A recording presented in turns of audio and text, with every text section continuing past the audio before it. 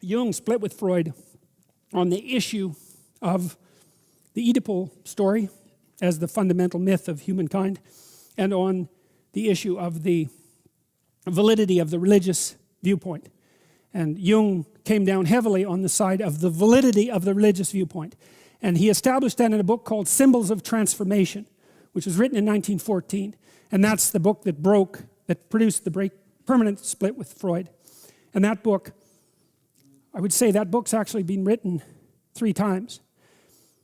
It was written as 4 times, written as Symbols of Transformation, which Jung extensively revised when he was old. And then it was rewritten, in a sense, by a student of Jung's called Erich Neumann, who's also someone I would really recommend. Erich Neumann, I think, is Jung's greatest student.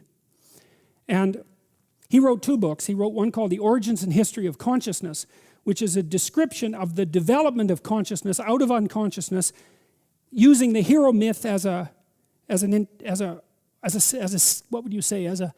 interpretive skeleton. So Neumann viewed the hero myth as the dramatized story of the emergence of human consciousness out of the surrounding unconsciousness in which it was embedded.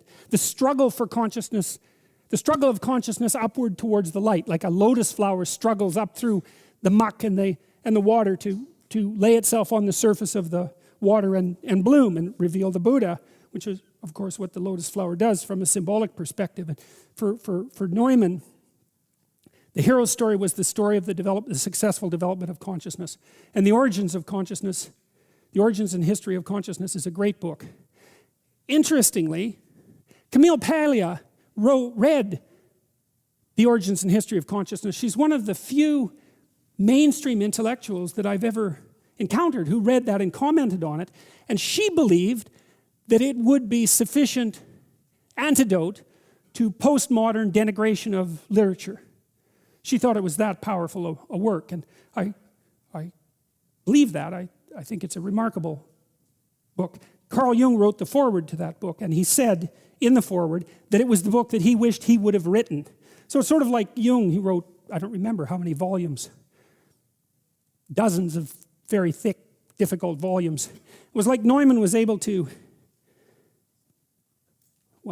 distill those into a single volume statement. And so I would also say, if you're interested in Jung, the best book to read is The Origins and History of Consciousness. It's the best intro into the Jungian world. So Jung's very difficult to understand. It requires a real shift of perspective in order to understand what he's talking about.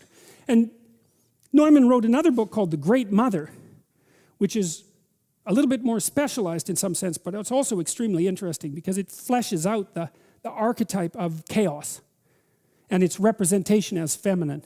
It's a brilliant book as well, and highly worth reading, both those books. Anyways,